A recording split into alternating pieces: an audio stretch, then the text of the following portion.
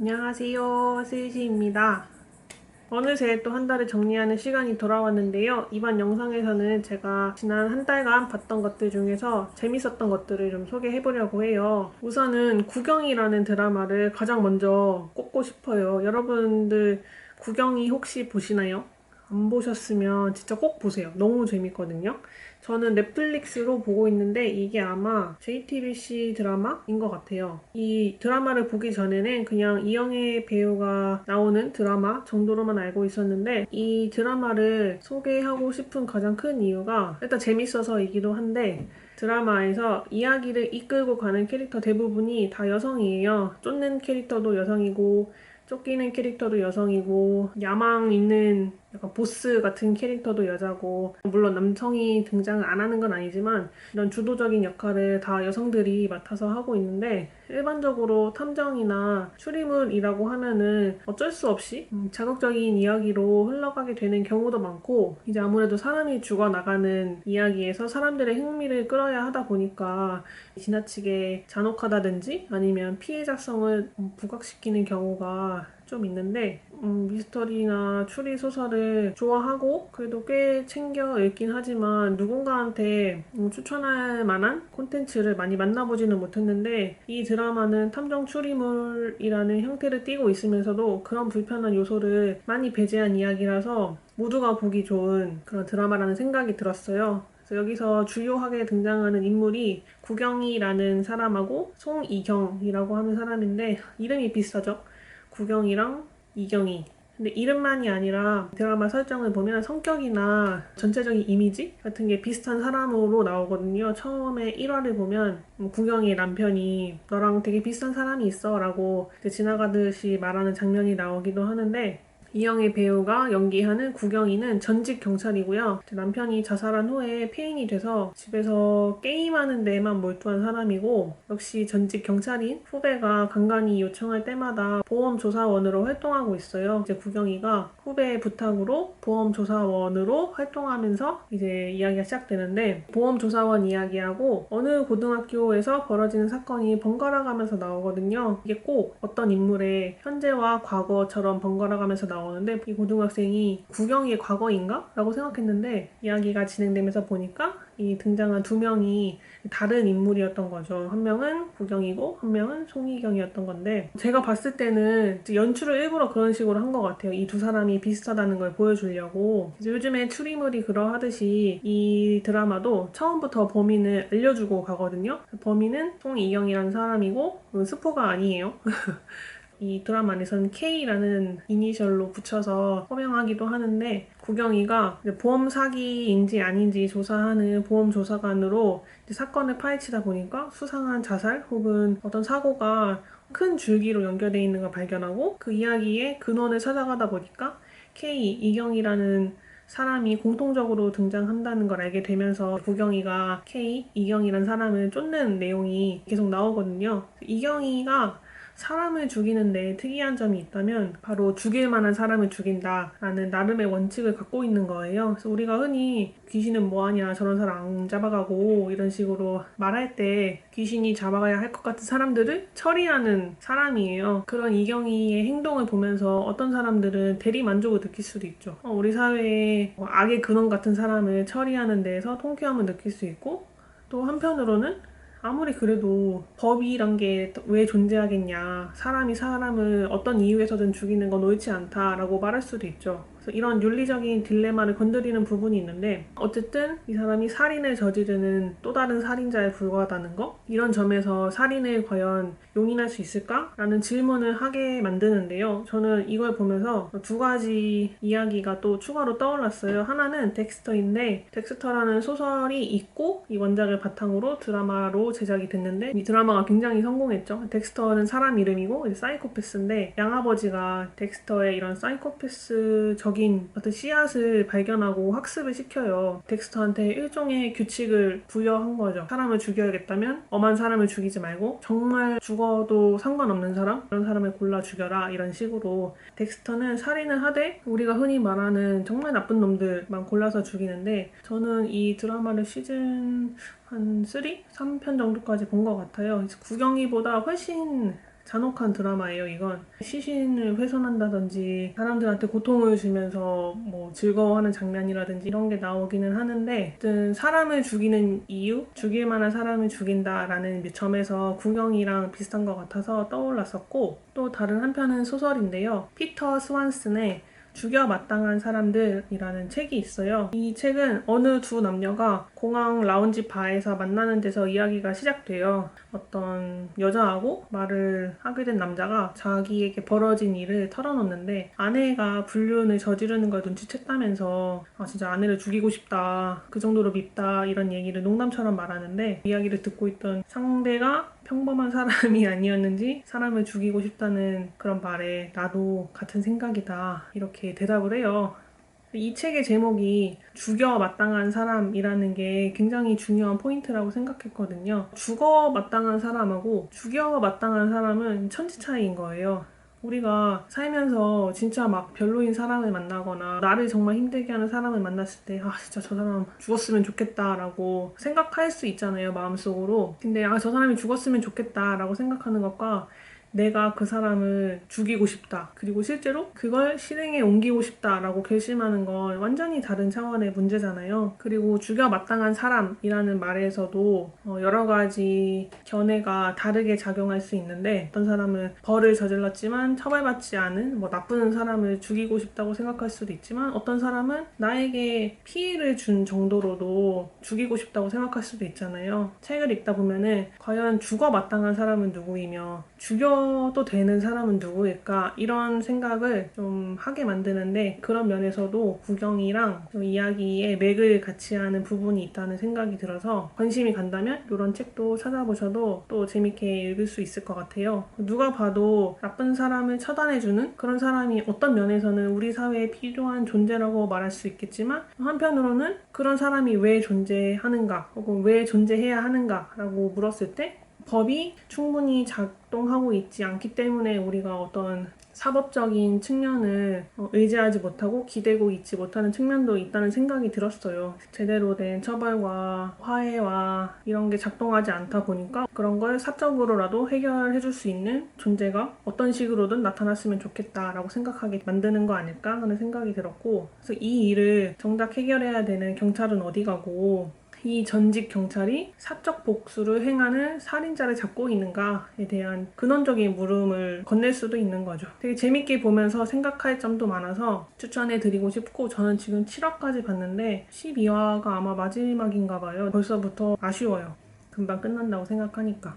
또 제가 지난달에 봤던 책 중에서 되게 재밌게 본 만화가 있어서 그것도 소개하고 싶은데, 바닷마을 다이어리라는 만화예요. 이게 나온 지 좀 됐고 동명의 영화도 있죠. 고레에다 히로카즈가 만든. 그래서 영화는 제 기억에 꽤 오래전에 봤던 것 같은데 원작 만화를 이제야 읽게 됐어요. 전 9권으로 완결이 났고 지금 5권까지 본 상태거든요.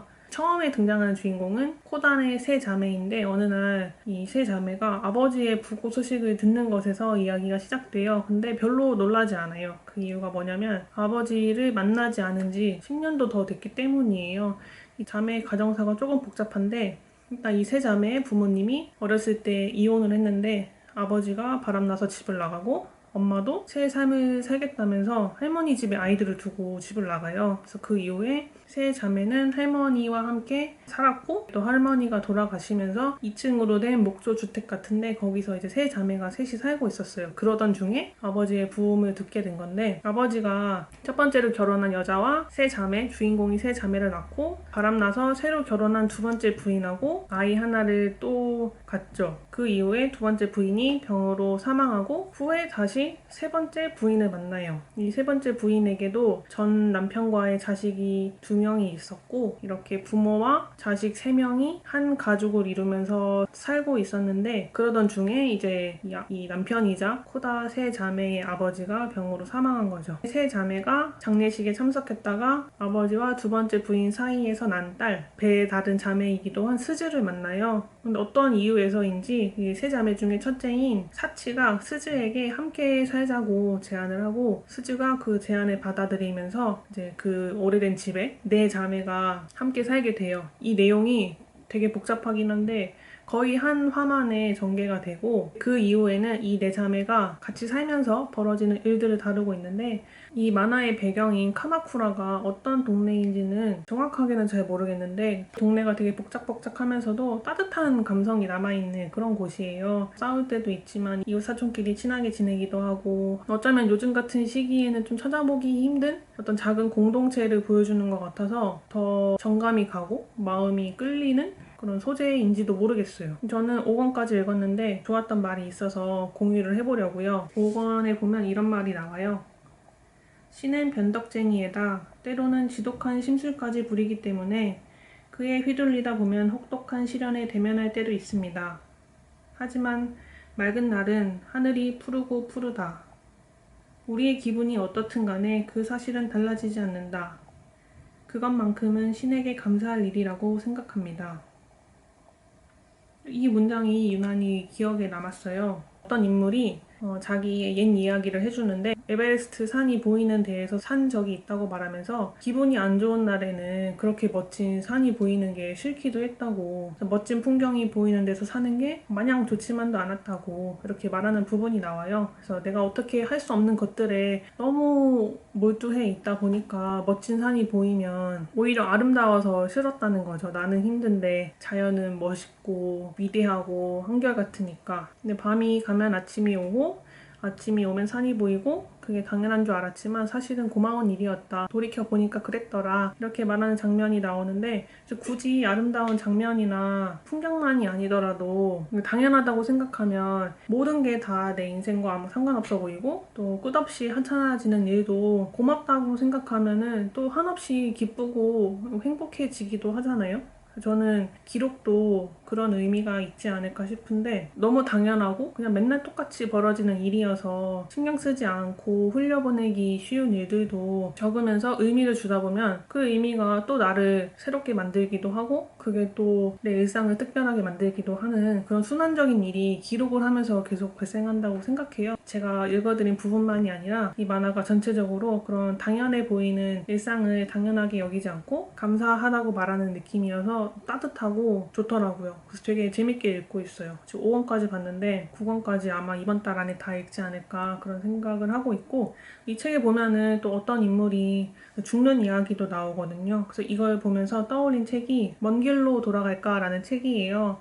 우리가 11월에 함께 보자고 했던 책이기도 하죠. 이 먼 길로 돌아갈까라는 책은 저자인 게일 콜드웰이 명랑한 운둔자와 욕구들을 쓴 작가 캐럴라인 랩과의 추억, 또 그 친구를 떠나보낸 후의 일을 회고하면서 쓴 책이에요. 일단 책 제목부터 너무 인상적이더라고요. 이 제목의 뜻을 알고 나니까. 가장 앞부분에 이런 글이 나와요. 하루가 이대로 끝나지 않기를 바라는 날이면 누군가 말하곤 했다. 집까지 먼 길로 돌아갈까? 차를 몰고 있든 걷고 있든 다르지 않았다. 여기에는 이런 뜻이 담겨 있었다. 좀 술렁술렁 가보자. 시간이 천천히 흐르도록. 지금이 조금 더 길어지도록. 오래오래 계속 이어지도록.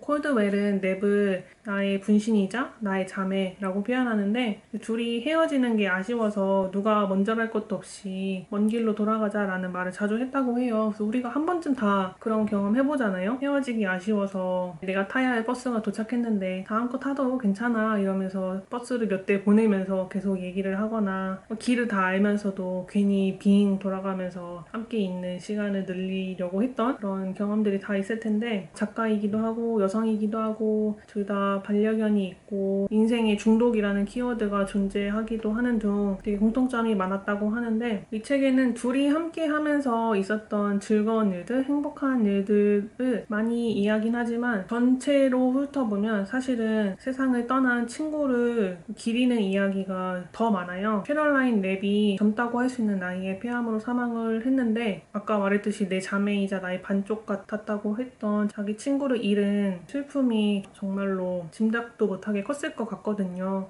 슬프지만 친구의 죽음을 받아들이고 애도하는 과정이 이 글에 절절히 묻어나는데 그걸 보면서 이상하게도 제가 되게 위로받는 기분이었어요. 밑줄 그었던 문장 중에 하나가 이런 게 있거든요. 인생의 근본적인 슬픔 속으로 곤두박질 치지도 말고 그것이 나의 남은 나날을 규정하리라 지레짐작하지도 말고 그저 그 슬픔을 포용하는 것. 이런저런 일상적인 실수와 후회에도 불구하고 삶의 여정이 그 최후보다 한결같이 더 신비롭고 매력적일 수 있게 하는 것. 이게 진짜 요술이다.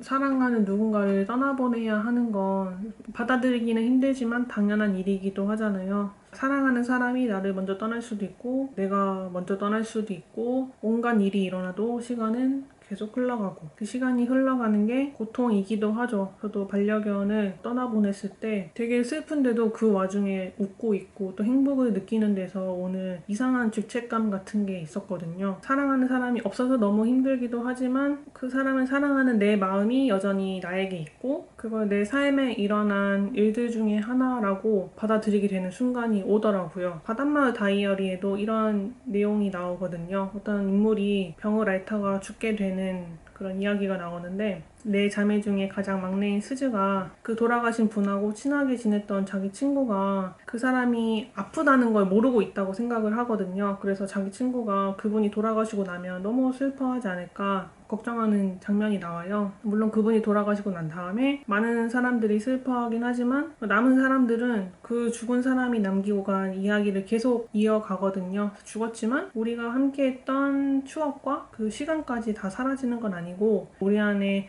살아있는 게 분명히 있다. 그렇기 때문에 이야기는 계속될 수 있다. 이렇게 말하는 부분이 나오는데 그게 되게 인상적이고 좋았어요. 먼 길로 돌아갈까라는 책은 여성 간의 우정, 연대가 돋보여서 되게 좋았고 또 캐롤라인 랩이란 사람만이 아니라 그들이 각각 키웠던 반려견과의 이야기도 되게 중요하게 나오거든요. 반려견과의 추억, 친구와의 우정 이런 반짝이는 이야기가 많이 들어있어서 읽는 동안에 내내 따뜻했고 또 읽으면서 내 친구들, 내가 키웠던 나의 반려견 이런 이야기도 생각나고 내 경험을 반추하게 만들어서 좋았고 개인적으로는 어떤 슬픔 그 중에서도 사랑하는 사람이나 사랑하는 가족을 잃었을 때 내가 애도의 시간을 통과하고 있을 때 읽으면 좋을 것 같다 라는 생각이 들었어요. 애도와 관련해서 제가 제일 좋아하는 책은 슬픔의 위안이라는 책이거든요.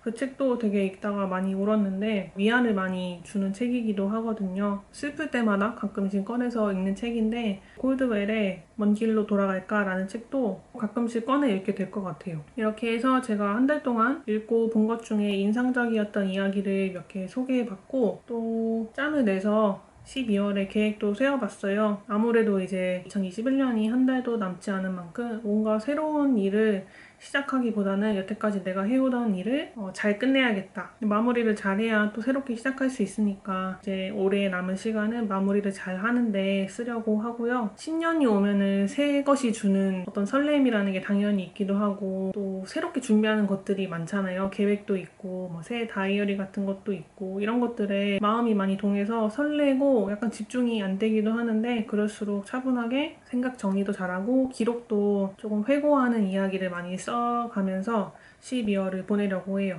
남은 12월 동안에는 조금 더 자주 영상을 만들어 보려고 하는데 내년 계획 세우는 거 그리고 올해 본 뭐 영화나 책 같은 거 한번 마무리하는 영상도 찍어보려고 하고 다이어리도 구입하긴 했는데 아직 받아보진 못했어요. 그래서 그거 받는 대로 소개도 할 생각이고 그리고 제가 어제 드디어 한 2달 만에 택배를 받았거든요. 제 동생이 책이랑 이것저것 넣어서 보내줬는데 어떤 책 샀는지 그런 것도 빨리 소개해 보려고 하니까 기대 많이 해주시고 여러분들의 12월 계획은 뭔지 또 여러분들이 지난 한 달 동안 재밌게 본 영화나 책이나 만화나 뭐든 있다면 부담 없이 소개해주세요. 저도 여러분들이 소개해준 컨텐츠 재밌게 보겠습니다. 네, 오늘의 이야기는 여기까지고요. 저는 다음에 제가 구입한 책들 소개하는 영상으로 돌아올게요.